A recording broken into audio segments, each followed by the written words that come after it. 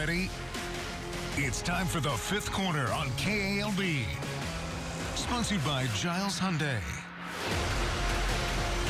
It's beginning to look a lot like playoffs here in fifth quarter, week 8. Gina and Bunky battle it out with major district and state playoff implications on the line. Tioga and LaSalle look to push their win streaks to 7 during tough district road games. And Ash seeks a second straight win over the Ruston Bearcats. Highlights from all over Cenla in our biggest fifth quarter of 2025 kick off right now.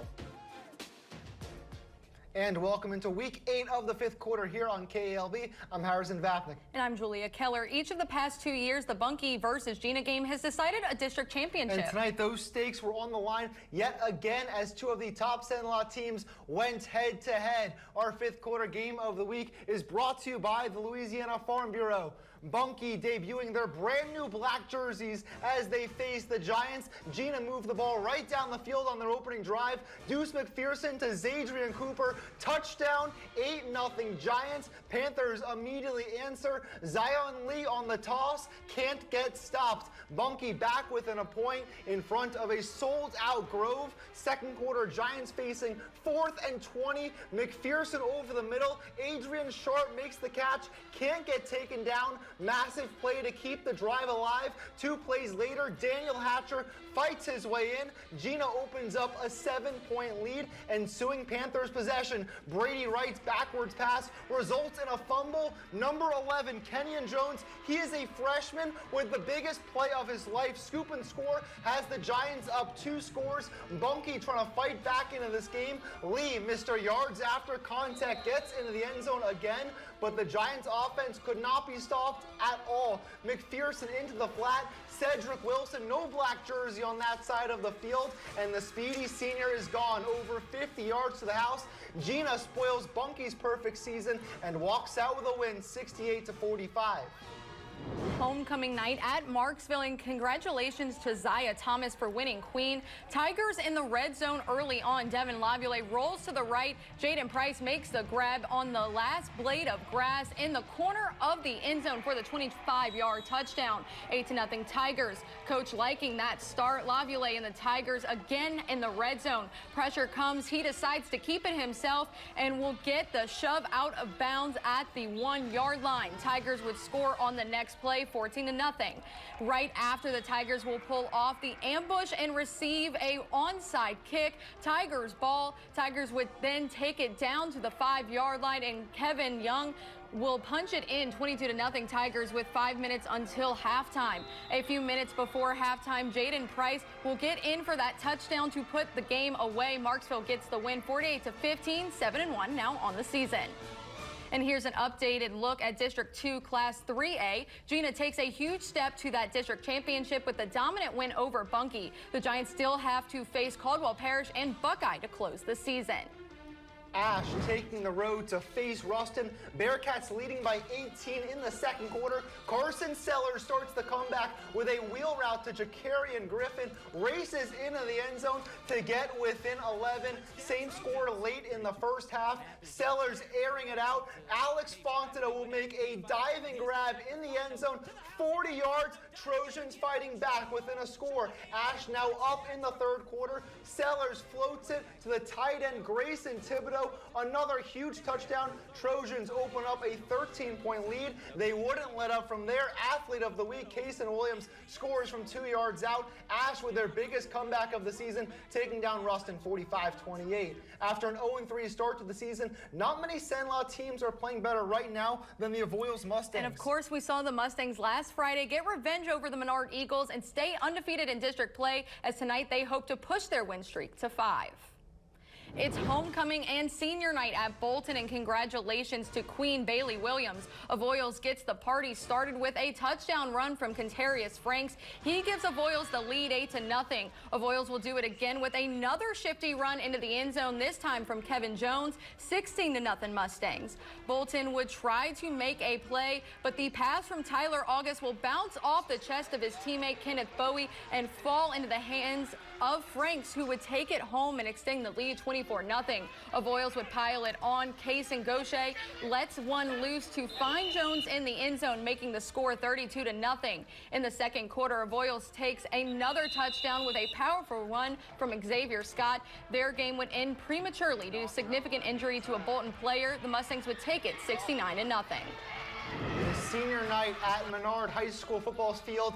They face the Kinder Yellow Jackets. First quarter, Kinder's Isaiah Thomas attempts a long pass, but it is intercepted by Matthew Hicks. Huge Eagles takeaway. Still in the first quarter, Kinder attempts another long pass, this time successfully with Caleb Jacob catching it and getting into the end zone. Kinder leading 8-3. Kinder ball later on, handoff John Roberts. He gets in for the touchdown. Kinder leading 16-10 in the second quarter. Menard ball, beautiful long pass from Jake Vaughn to Hicks, who makes a diving grab just short of the end zone, but the Eagles unsuccessful scoring on that possession, and Kinder takes advantage. Thomas goes through the Menard defense, able to get all the way to the 10-yard line, gaining over 50 yards on that play as Kinder takes this one 50-32 over Menard. In 2A District 5, Kinder improves to 2-0 with that win over Menard. You just saw Avoyles win. That's not a district game, so they stay 2-0. The Mustangs are back home next Friday to face Oakdale. Plenty of more highlights on the way, including Tioga versus Peabody. But first, a look at the scoreboards. We're the Liberty Tigers, and you're watching the fifth quarter on KALB.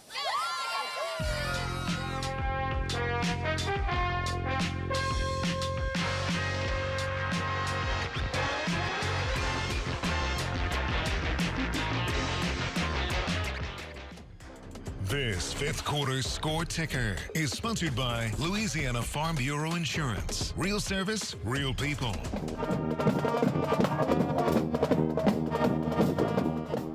Welcome back to fifth quarter. One Tioga senior cheerleader is helping lead the Indians cheer team in her own special way. Here's Julia with that story. And on Friday nights, it's not always about the wins and losses. October is Down Syndrome Awareness Month, and one Tioga cheerleader is helping spread positivity and acceptance with her extra spirit. Zoe Wales is a senior cheerleader at Tioga High School who has Down syndrome. She was born with an extra chromosome, and she makes sure to put an extra sparkle and spirit into everything she does. I love the team. I love Tioga. She is a senior, so she does get to kind of be a little bit of a leader. She definitely does lead in her own way, and I'm so glad the cheer team has been able to accept her in with open arms. Zoe adds a lot of, flair to our routines and stuff. I think it's definitely a new concept. We don't really see a lot of schools around here, at least, that have a cheerleader like Zoe. She just kind of gets to light up the sidelines, light up the track with her presence. This season, Zoe was selected to Tioga High School's homecoming court. She is going to be a great representation that it doesn't matter who you are, like anyone can be on homecoming court and have a chance at anything. And I just really think it's amazing to see someone finally be able to do homecoming court, do cheer, and be good at it. It's going to really boost her confidence and show she's just one of us. She has a lot more people behind her than she probably thinks, and we're all here for her and we support her. Children at home or, around that may have similar disabilities or they resonate a lot with Zoe, I feel like it's very inspiring for them to see that no matter what you may be suffering from or what you may be dealing with, you can always come out and you can shine regardless. This December, Tioga High School is hosting a special Indians cheer clinic inspired by Zoe to help give others in the community a way to express themselves and their talent. The kids don't feel involved because they don't have a lot of activities that's special for them, but I think starting this and kind of incorporating it together will open up the community. They're people too. They have dreams, they have goals that they want to set as well. So I feel that this will just kind of open everybody's eyes and see that they all just want to have fun. Beyond Tioga High School, Zoe is a part of the Red River Dance Theater Company, going into her third year performing in the Nutcracker. I'm a great dancer. I'm a new Nutcracker in ballet. I'm a great dancer. New Nutcracker in Kura. I'm a dog Nutcracker. Banana is a great dancer. Great dance. Overall, Zoe is breaking molds and bringing smiles to everyone she meets in Central Louisiana. We had no idea what to expect when she was first born. Even doctors would say that she wouldn't have a good quality of life, and just seeing what she's done in Central Louisiana is just heartwarming that she has lived this life to the fullest. I need to do my again. Peabody versus Tioga, the Warhorses homecoming court finally getting to be recognized. Congratulations to Joshua Harrison and to Kyron Griffin on being named the 2025 Peabody Homecoming Mr. and Mrs. Warhorse. Tioga's first drive of the game, Case Malone would hand it off to former ACA Athlete of the Week Kenny Ponche for the first score of the night. Tioga would lead 7-0. Tioga now back with the ball, and it's a little bit of deja vu for the Indians. Ponche gets the rock and takes it in once again. Tioga back on offense once again, and Malone looking to pass, can't find a receiver. He would decide to take it himself all the way to the house with the good footwork at the end to stay in bounds. 14-0 Tioga. Second quarter now, Indians just shy of the end zone, and Harrison, guess who it is? Who? It's Ponche once again around the outside for his third touchdown of the night. Tioga would go on to score every drive but one tonight, beating Peabody 49-6. It was a big night at St. Mary's as the school celebrated homecoming with Jenna Schuyler crowned as this year's queen before kickoff. Tigers came out strong. Quarterback Ashton Johnson setting the tone with a deep touchdown pass to fire up the crowd. That was Hayden Gainey with the score. LaSalle answered back later in the half. Mason Lee scoring in the red zone to cut into the lead 7-6. Second quarter, St. Mary's kept the pressure on. Johnson to Nelson for the big gain. That nearly went the distance but was stopped around midfield. Few plays later, LaSalle's defense in the corner of the end zone. Caden Finley with a huge interception. Almost is going to take this to the house. Even with that scare, though, St. Mary's would stay in control as they go on to win at 28-6.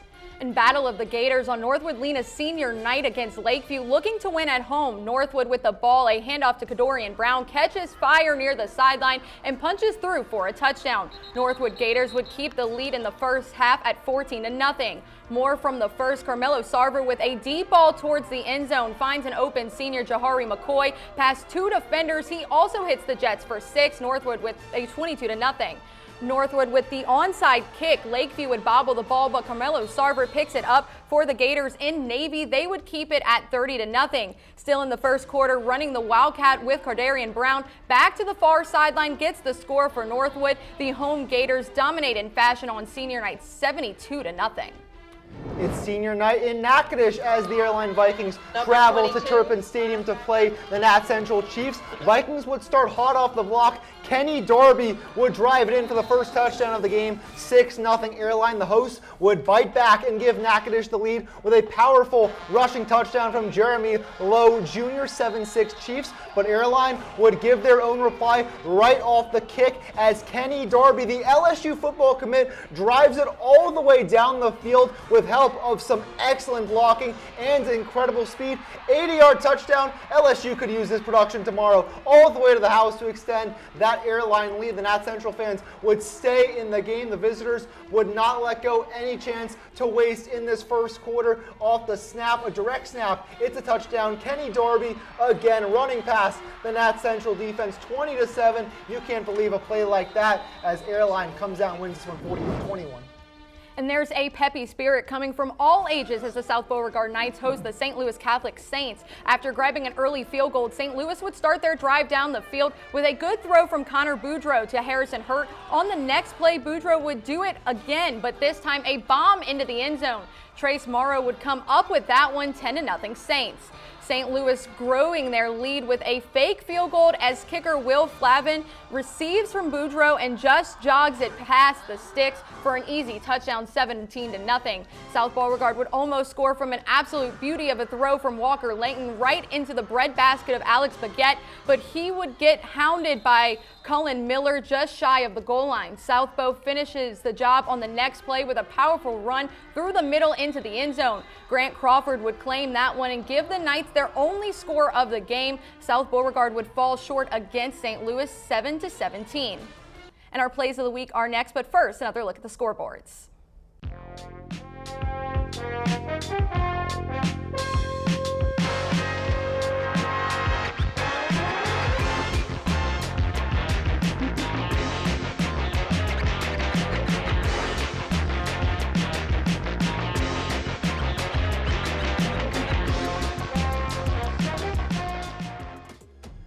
This fifth quarter scoreboard is sponsored by Antune Hospitality Group's family of restaurants, including Popeyes, Louisiana Kitchen, and Outlaws Barbecue, Louisiana's most wanted and always the winning call.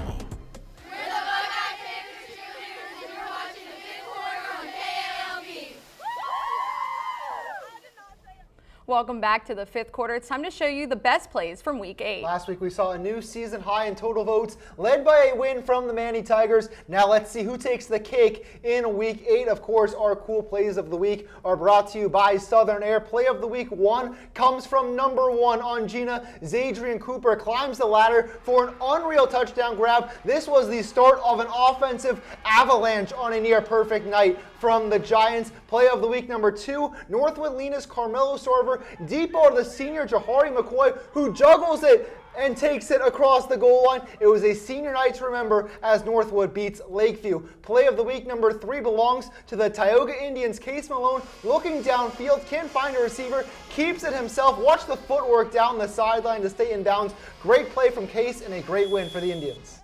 And here are the easy steps to vote for this week's cool play of the week. Just go to our website at KALB.com, find the fifth quarter tab under sports, and all you have to do is vote for what you think is the top play. There's no sports night this weekend, so we'll reveal the winner on Monday night.